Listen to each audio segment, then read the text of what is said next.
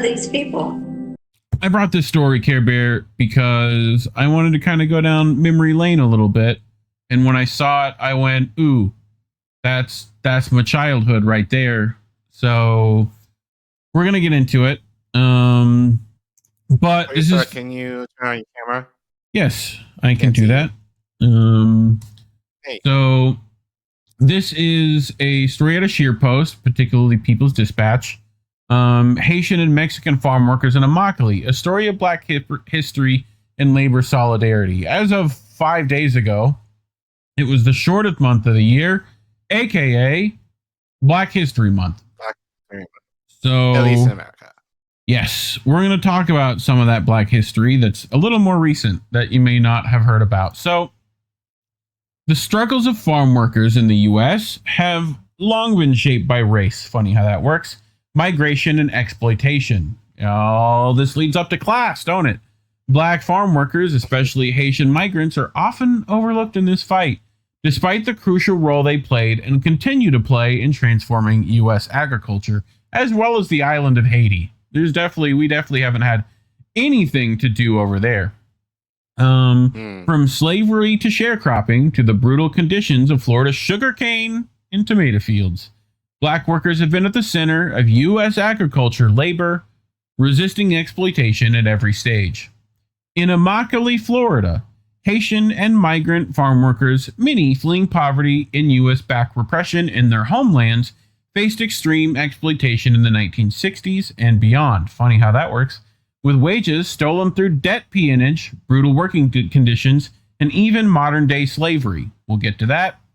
These workers organized and fought back. The struggle of Black agricultural laborers in Immokalee is a critical chapter in both labor, farm worker, migrant, and Black history, showing how migrant and Black workers have led the fight for dignity and justice. So, I want to show people, this is Immokalee right here, okay?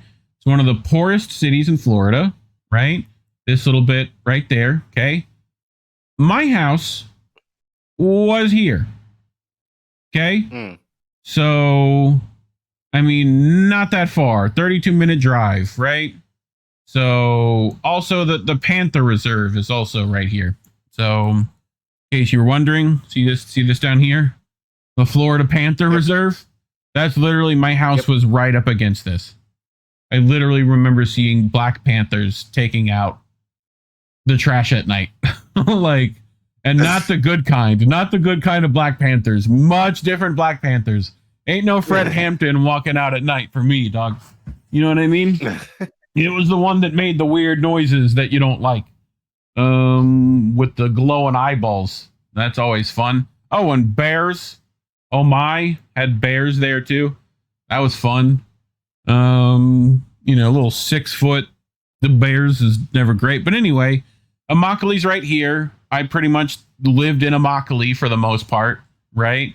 So over this way is Naples, right?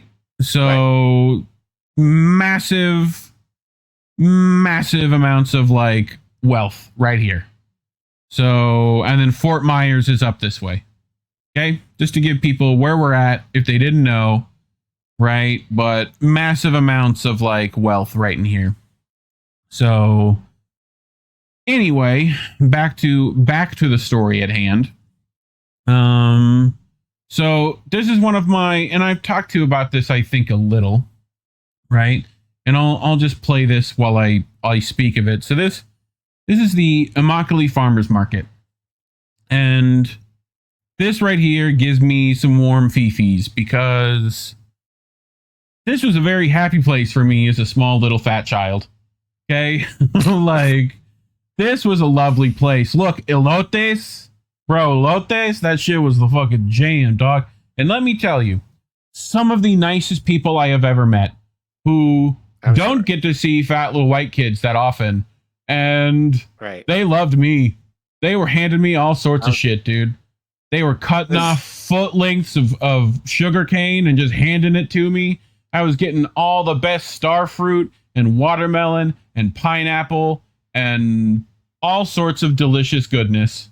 This was no food desert, sir. They knew what they were doing, right? So, and this was all Haitian, Cubano, Mexicano immigrants, right? Mm-hmm. As well as I'm sure other I'm pretty sure Jamaicans, and we're all here in this little melting pot we call Florida. But this is a big deal for me growing up.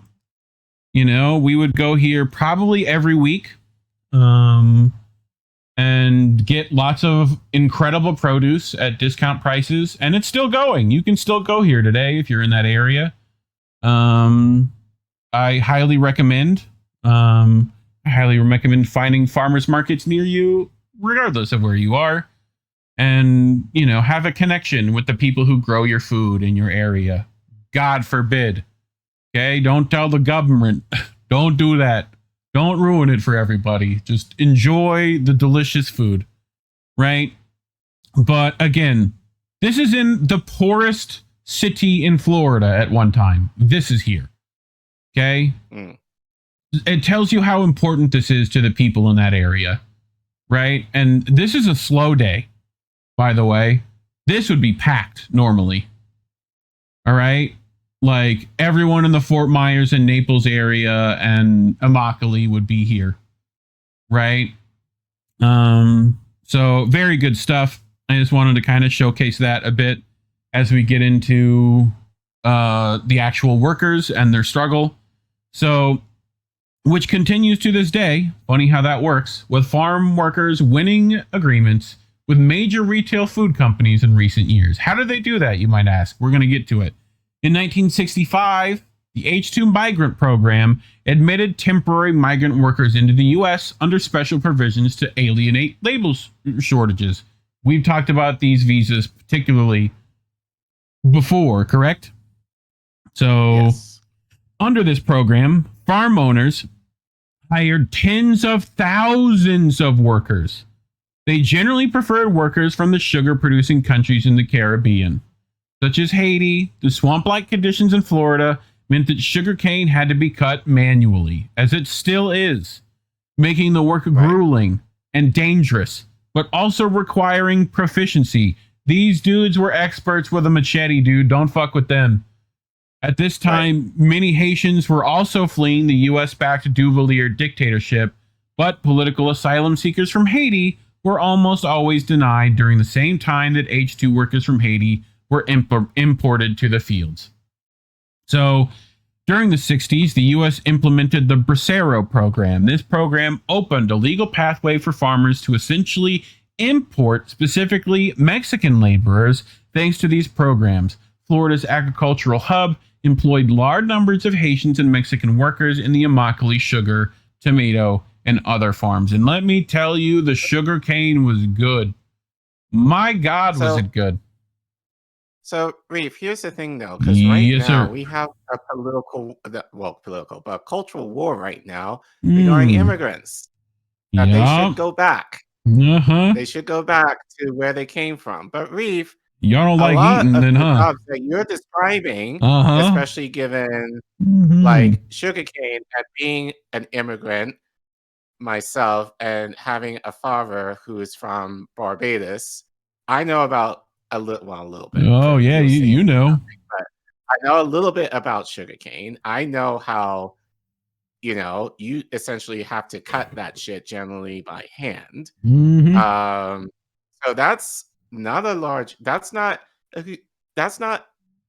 little job. That's a very big job that, as you said, requires a lot of expertise in doing. But I have to wonder, Reef, who's going to man these jobs when all the immigrants go away?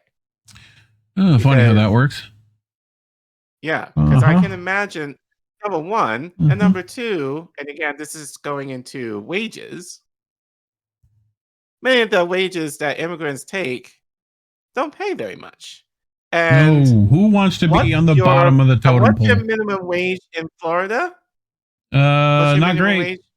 Not great. It's about to go to like 15. Right. Like this year, I think. But prior to that, what is it right now? Like 10 right now? Something like that. Now, to give you some reference, like when well below the living wage here.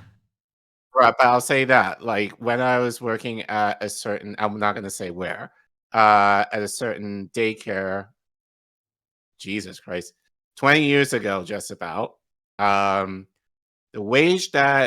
lowest wage that my teachers, now keep in mind, I did not make, this was in affiliation with another group. So I didn't make the wages. So I want to make that perfectly clear because I was the director. Like, if anything, I tried to fight to increase the wages because it's preschool. Like, teachers need to be paid, But the starting wage for some of my teachers at the time, and this was in Massachusetts, was $8. Like, many of them had to live on, food crumbs. stamps. Yeah. In order to supplement their income, which bothered me. Like honestly at that time I wasn't making that much either, but I didn't need but I was making enough where I wasn't starving. In imagine Naples, in this day and age. So here you go. Now my mother making at the time go ahead. Worked at Palmetto High School in Collier County, right? Which is this area, right? And my father was on and off captain in the, merchant marine, right? He's towboat captain, 30 days on, 30 day off, standard, right? So what do you think little old me did when I came out of school? And, I had Puerto Rican nanny, fed me well, right? Like I had a Cuban family down the street who liked me a lot. Like all of them in this situation. I remember Maria was working like 3 jobs plus babysitting, right? Like this is what these people were doing, and they were the hardest working people and the happiest people and big loving families, and it definitely impacted me as a young person at the time. Right.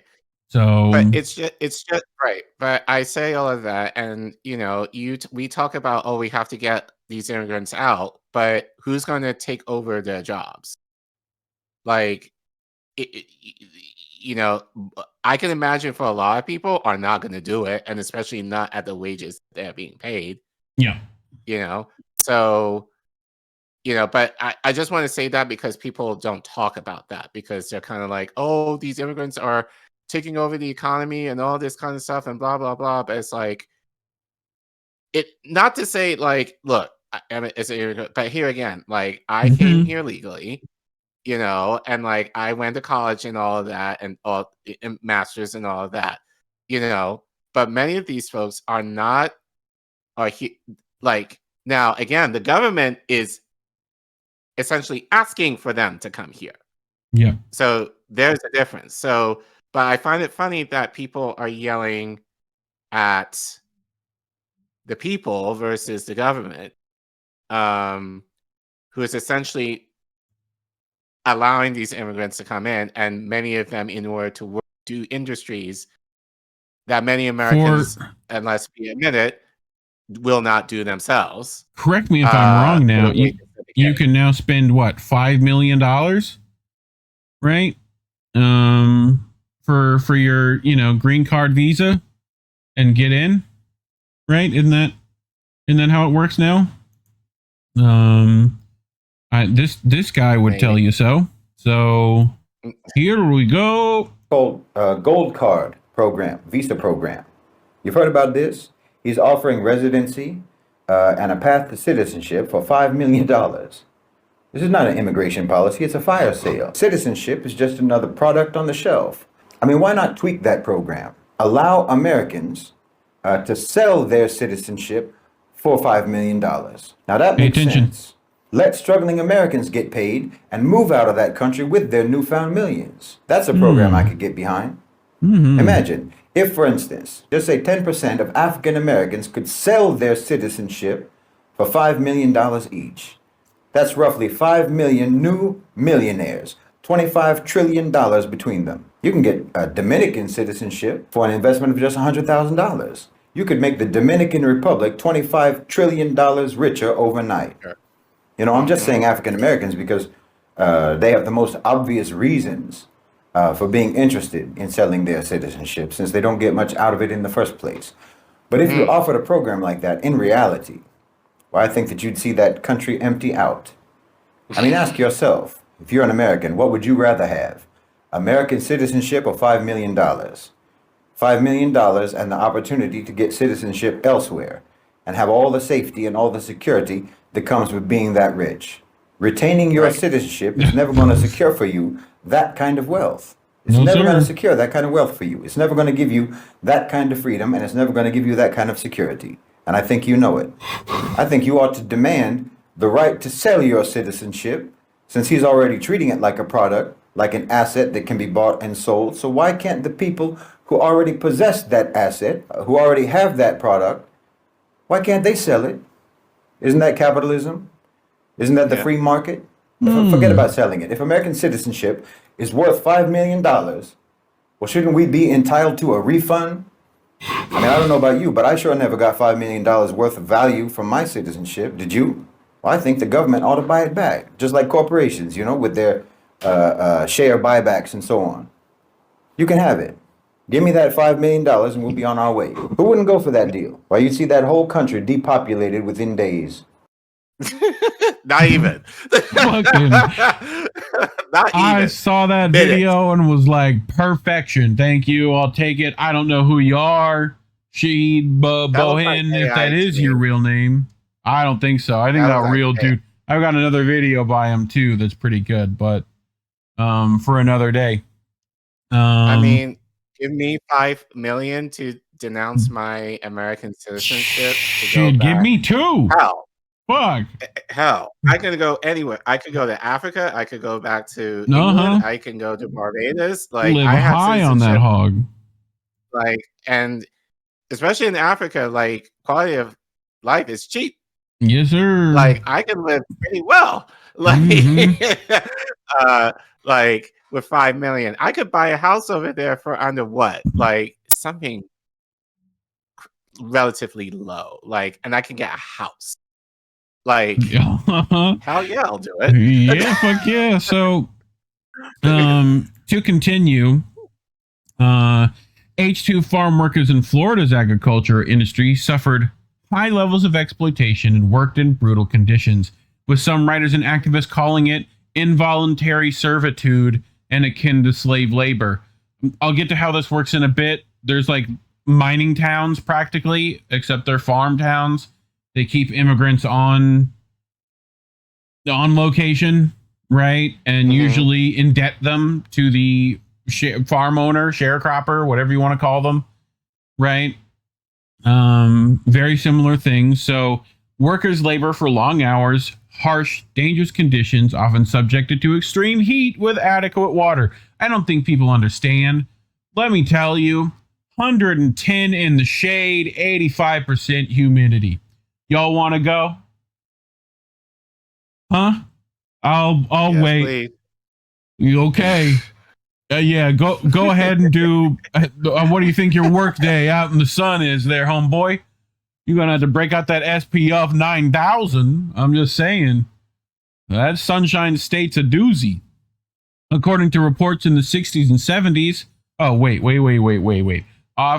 Not just without adequate water. Operating sharp tools and machinery without adequate safety equipment, and suffering physical and sexual abuse.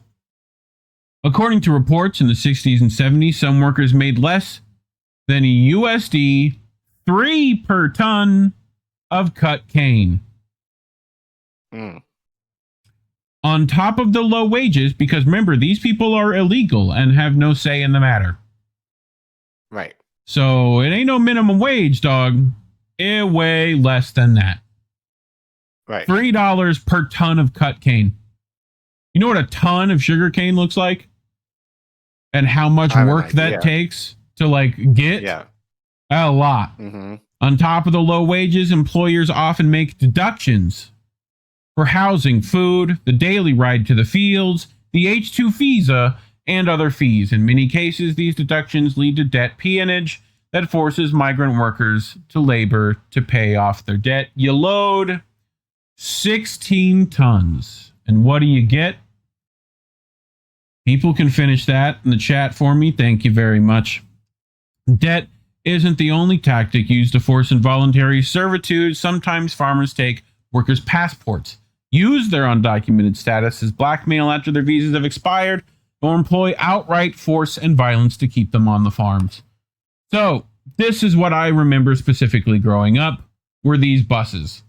Not only are these buses outdated and unsafe, carrying an entire age range of migrant workers to and from stores, all controlled by the sharecropper themselves. Okay, this is, mining town stuff without the mining town, right? So I wanted to showcase the specific conditions they can live in. And I know we don't do mainstream media, but apparently they're the only ones who can get video cameras in here, Right. So I'm only going to play a bit of it, and I'm going to do this so that they can't yell at me. So they've been working let's get 10 into hours it today. They work 6, sometimes 7 days a week. They have just a few things that they need, a few changes of clothes, some snacks, and not much privacy. Juan Manuel shows us his setup. Nada de la familia. No traje nada. He says what he makes is about $16 an hour. So here what you make in an hour, as he puts it, is an entire day's work in Mexico. So, and keep in mind, a lot of this money is going right back to their families. Home. Yeah. Correct. This is his 3rd year on the visa work program. He said the money that he makes here, he's able to support his family in Mexico as well and help his mom and dad and brother and sister. Para poder sobrevivir. And he said that's what you need to do to survive. You can see all the workers now are gathering from all the different buildings. Most of them all work at different sites, but they come together to eat and then sleep. And then they will be back at it on the fields in about 10, 11 hours from now. David, the farmers you talked to, do they... No, fuck you. Anderson Cooper, piece of shit. So I remember very specifically when I was growing up, a friend of mine at school had a barn, and within that barn, there was housing for immigrants. And I don't just mean like rooms for them in the barn. I mean, they built a house in the barn so that it could not be seen from outside the barn. Right. That's what we're working with here. So recognizing their common conditions, Haitian and Mexican workers, in spite of their different languages and cultures, came together to fight for changes on the farms. In the 70s, they organized with the Farm Workers Associations of Florida. The workers conducted strikes and walkouts for better pay and working conditions. In the early 80s. Sugarcane companies began seeking temporary workers from, guess where? Jamaica, to replace striking Haitian and Mexican workers. The U.S. National Labor Relations Act of 1935 intentionally excludes agricultural workers, so rights like collective bargaining and certainly striking are not protected by law. Sound familiar? Illegal protests Very and much so. strikes? Okay. Yeah. In 1989, class action lawsuits were filed against growers for U.S. dollar $100 million in back pay to migrant workers who claimed they were cheated out of wages. In 1992, a year before I was born, a Florida court upheld the lawsuit, and the sugar mills were ordered to pay each cane cutter up to $1,500 USD in back pay and interest. In the early 1990s, farm workers in southern Florida formed the Coalition of Immokalee Workers, the CIW. Following the resistance of the workers of the previous decades, the Migrant Farm Workers Organization unites Haitian, Mexican, and other workers to fight against modern-day slavery and for better conditions, anchored in the principles of popular education and farm work leadership. I know the great high school Ave Maria, I think, is part of this. The CIW uses a variety of tactics to demand justice. Sit-down strikes, protests, 30-day hunger strikes, and more. The CIW's organizing against involuntary servitude has been central in shining a spotlight on various cases of modern-day slavery in Immokalee. So, the first successful prosecution of a forced labor and labor trafficking operation in Immokalee happened in 1997. Since then, 6 other similar cases have been successfully prosecuted. As the CIW grew in strength, it organized a Student Farm Worker Alliance, global network of supportive religious organizations, and a mass base of farm workers. Collin, there are, across the country right now, students about to be protesting. So, Right. this is partially why I wanted to bring to them the real power. Right? So, in 2001, the CIW created the Campaign for Fair Food. It continues to this day. Farm workers developed a code of conduct that stipulates freedom from forced labor, physical harassment, sexual assault, racism, and guarantees better working conditions and wages for farm workers. Survey said demands, first and foremost, correct? It also demands a penny more per pound of tomatoes picked, which, hey guys, ask for the whole pound there, More. So, y'all deserve it. After years of targeting farmers with little success, the CIW changed their strategy based on their analysis of conditions in the food industry. So, they assessed, they re-strategized, and the CIW identified that the root of the exploitation actually lay in the increasing degree of consolidation in the retail food industry. Multi-billion-dollar brands were leveraging their unparalleled purchasing power to demand even lower prices from growers, which in turn created a downward pressure that perpetuated farm workers' poverty and abusive conditions. So, Reef, it sounds like they actually did something very smart, which we talk about. It's like, now normally, and I'm going to use the Democrats because they tend to do this ad nauseum, they'll take an issue, especially a policy issue, and the way they solve it is, tweak around the edges of it to give the illusion of, oh, this is progress. Whereas CIW, what they did, they identified the root issue. Like they got to the meat and the potatoes of the issue in order to, kind of resolve it in a more equitable way, I would argue. Guess what?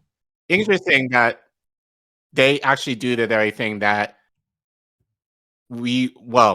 I'd say allegedly our politicians should be doing, but instead never do, because the idea of going to the root of the problem means you actually have to do something about it. And if you do something about it, you have to give it more of a justice lean in terms of making sure that it's equitable for everybody, which they don't want to do. Where do we hit them, Care Bear? Where do we hit them? What do you mean? Where do we hit them? Right where it hurts. Which is? Them buckets. Money. The monies. The money. So, this campaign for fair food provided an avenue for farm workers to make direct agreements with the retail food buyers and leverage their power. What power would that be, Collin? I hear the sounds of Marxism. Okay, I hear that little communism under there, the power of the people. Okay, I hear that coming. Right. You have the power of production. So keep that in mind. Its first major target was Yum Brands, which owns Taco Bell and other major fast food chains. Taco Bell is one of the biggest retail purchasers of Mayors. The fight took the form of a national boycott. Boycotts, divestments, sanctions. Thanks to the Student Farm Worker Alliance built by the CIW, the boycott expanded to universities. Boycotts, divestments, sanctions happening in universities. I wonder if there's fucking parallels to other shit. I wonder if there's fucking parallel. Y'all fucking paying it to. I gotta spell it out sometimes, Kibra. I'm sorry. So, 25 campuses won Boot the Bell victories, removing Taco Bell from their schools as part of the campaign. They removed it. They're like, nah, fuck that shit. Right. Get your Gordita Crunches out of here. Okay? Right. Brands finally signed a binding agreement to the Fair Food Code of Conduct in 2005. Okay? This is not all that long ago. Okay? Right. Since the first groundbreaking victory, the CI has won agreements with, survey says, Ahold USA, Aramark 2010, Bone App Management Company, Collin knows that one, Burger King 2008, Chipotle, Compass Group, The Fresh Market, Mickey D's, Sodexo, Subway, Trader Joe, Walmart, Whole Foods, and Yum Brands. That's the leveraging power they managed to pull here. Okay? Right. I want you to think about all the money those companies make. I want you to think about that. I want you to think about how much that hurts right there. Okay? So, I know y'all are already on that BDS train. I get it. Y'all know, but like, we can go harder. You know? Right. So. Right. It just, again, and I said this last week, you know, like, and I said, it's the idea of revolution. Like, what are you willing to do? Like, because we complain and bitch all the time, but we placate to the issue all the time. That's not how you make change. No, if you want to make change, continue. Yeah, I'll let you finish. If you want to make change, you have to have a red line. Mm-hmm. If they're making you force that come across that red line, don't. Like, you know, so it's the idea of taking a stand for something. You know, which again, we don't do, like, because we feel like, and it depends what it is, but it's like, oh, I'm afraid of missing out, like, so bad case of FOMO, or like, and I mean, for certain people, like, you may not have a choice depending on what it is. Like, I get that too, but it's the idea of like, what are you willing to lose in order to get the thing that you want? And I said this last week, and I thought about it actually today. Like, this country, people in this country, we're not going to get a revolution. And as cynical as that sounds, I think I am very firm in that stance, because I hate taking about Beyonce, but she's selling tickets that people are complaining about for like hundreds, if not thousands of dollars. People are bullshit, like crapping on her online, like this is too much. But also the same people, oh, I bought the tickets. Like, like you're spending pretty much close to what your rent or mortgage or car note is to see, number one, look, if you have the money to go to a concert, get your life. You know, but I am not paying $500 for a Jesus seat for a country concert at that, you know? So like, but people are willing to pay it because it's Beyonce. So imagine that, like, if we're not willing to do that as far as our entertainment, you know, it doesn't speak well or at all, like, for things that we want as far as our livelihood. So yeah. So, I mean, but they did the right thing here. And this is kind of the thing that all organizations, especially if you're wanting to make change, to do. Get to the roots, get to the root of the issue, and work from there to figure out what the solution is, and then go for the jugular. Go for the very best that you can gather around, children. Gather round. Listen up. Okay, look. The thing that they did here, the BDS is not doing, okay, is focusing at the bottom end of the pyramid, right? Let's take Starbucks, for instance, okay? Classic BDS program. They support Israel, right? We don't like that, right? We boycott them as individual consumers, correct? Great. Fantastic. Right? Hey, Starbucks union. Y'all listening? How about y'all boycott and strike for issues that you find important? Okay? People who grow the coffee beans in the United States that Starbucks might use. Okay? How about you talk to them? How about the people that grow the food products that these companies use? Go talk to them. I know some of you know some of those people. And I know those people are like empathetic to the cause and plight of foreign efforts. Okay? Use that power.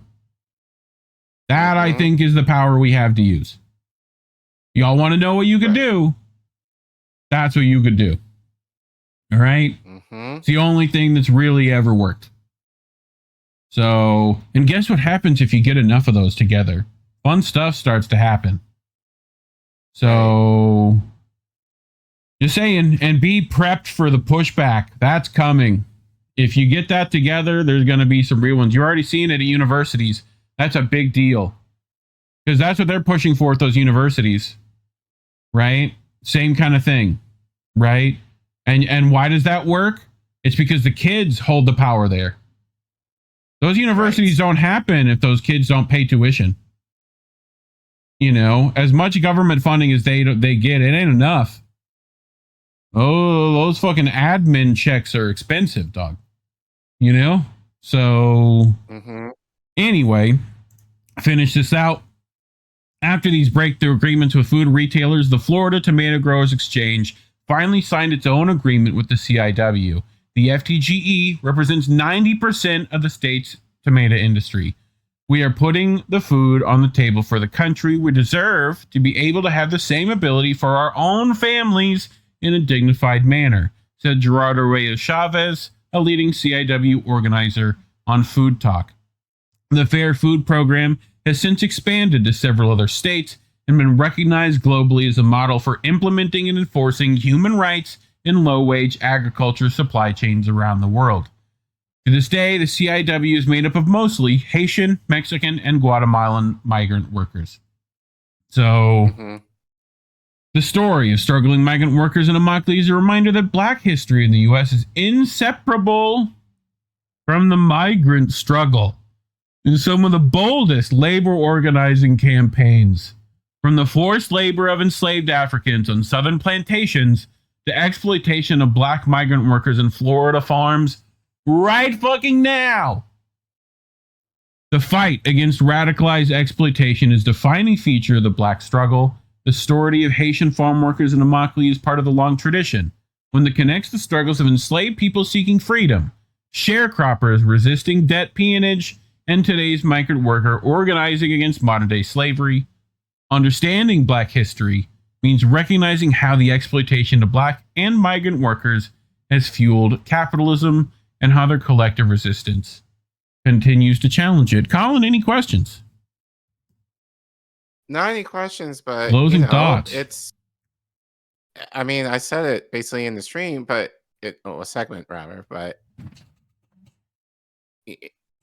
number one, like, I think the biggest thing is that immigrants can literally change. Well, I'll argue that has been the story tale as old as time since the inception of this country. Immigrants do a lot of shit to help promote progress in this country. So for all of you guys who kind of call out immigrants and say that we ain't worth shit, well, tale as old as time. Thank you. I basically say fuck off, you know. So number one, number two, what? Number two, and they made me lose my train of thought. But again, it's the idea of figuring out what the root cause of issues are. And that might take a while to kind of figure out. But like, if an organization is not talking about those things and trying to figure out strategies as to how to achieve things that are related to the root, run. Which I think that's an issue unfortunately, with a lot of organizations, it's the idea of kind of like I think a lot of organizations now, and especially political organizations, are kind of existing in the guise of, oh, we may not like this problem, but we're all going to come together and whine and bitch about it for like however long. When really it's the idea of strategizing and trying to figure out like why is this issue why is this a problem? So there has to be and we talked about this, there has to be strategy involved when it comes to organizing. Like, and that again, it's a long-term process. Like, it's not going to happen overnight. Yeah. And I think that's kind of the trap that a lot of politicians say, like, progress is not linear. Like, it's going to be bumps and that. Yes, that is true. Well, they say it's a half truth, meaning, yes, that's true, but the idea of how they want to get there is, oh, we'll just maybe throw money at the problem and try to make it go away, or at least alleviate it somewhat. We'll just make these subtle changes here and there to give the appearance of, oh, like, see, we kind of fixed it, but not really. But here's something, but you have to ask for more or whatever. No, like, the idea is that identify the root cause and then go from there. And then, as we said earlier, go for the gold. Like, and you may not get the gold right then and there, but at least it might be a lot closer to what you might actually obtain if you don't ask for like the bare minimum. Like a penny per pound for tomato crops? No. Yeah, dude. Like, never you're being understood too that. nice.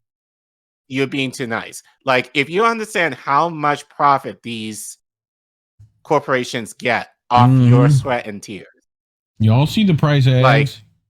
Y'all know what right, Monsanto you be should getting.